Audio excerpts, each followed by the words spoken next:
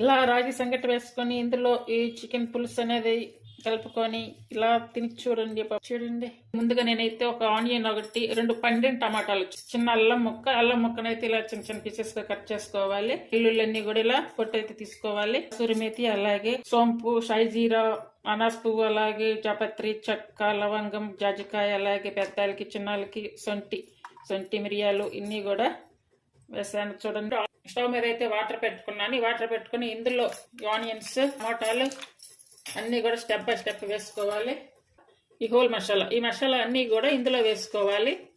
2 Kashmiri chillies, normal chillies వచ్చి ఒక 4-5, కాశ్మీరీ చింతపండు, నేను పులుసు పెడుతున్నాను కదా అందువల్ల కొంచెం చింతపండు కూడా అయితే తీసుకున్నాను. ఇది ధనియాలు, 1 స్పూన్ వరకు జీరా, ఇవన్నీ కూడా ఉడికించుకోవాలి.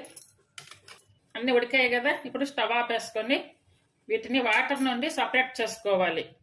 ఉడికించుకున్నటువంటి ఇవన్నీ కూడా చల్లారి పెట్టుకున్నాం కదా, ఇప్పుడు ఒక మిక్సీ జార్ తీసుకొని ఇందులో వేసుకొని పేస్ట్ చేసుకోవాలి. బాగా మెత్తగా చేసుకోవాలి. స్టవ్ మీద కడాయి పెట్టుకొని ఇందులో 2 టేబుల్ స్పూన్లు ఆయిల్ అయితే వేసుకోవాలి.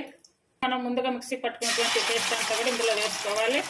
1/2 స్పూన్ వరకు కారం, అలాగే 1/2 స్పూన్ వరకు పసుపు, చిన్న ఆనియన్స్ చూసారు కదా, ఈ చిన్న ఆనియన్స్ వేసుకోవాలి. ఈ చికెన్ అయితే నేను ఓన్లీ బోన్స్ మాత్రమే తీసుకున్నాను. ఇది 300 వరకు తీసుకున్నాను. చూడండి, ఓన్లీ చికెన్ వేసాం కదా, చికెన్ వేసి అంతా కూడా బాగా కలుపుకొని ఇది ఉడికించుకోవాలి. అలాగే టేస్ట్ సరిపడే సాల్ట్ వేసుకోవాలి.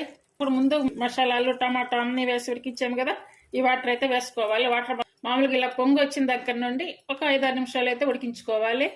పక్కన మరో కడాయి పెట్టుకొని ఇందులో 2 స్పూన్లు అయితే నెయ్యి వేసుకోవాలి. 1/2 స్పూన్ ఆవాలు, 1/2 స్పూన్ జీరా, పచ్చిమిరపకాయలు, కరివేపాకు 2 రెమ్మలు, తాలింపు అంతా కూడా ఈ చికెన్ కర్రీలో వేసుకోవాలి. ఒక హాఫ్ అన్ అవర్ తర్వాత అయితే తీసేయండి. చూడండి, ప్లీజ్ ఈ రెసిపీ మీకు నచ్చినట్టయితే లైక్ చేయండి, షేర్ చేసి సబ్స్క్రైబ్ చేయండి. Thank you for watching.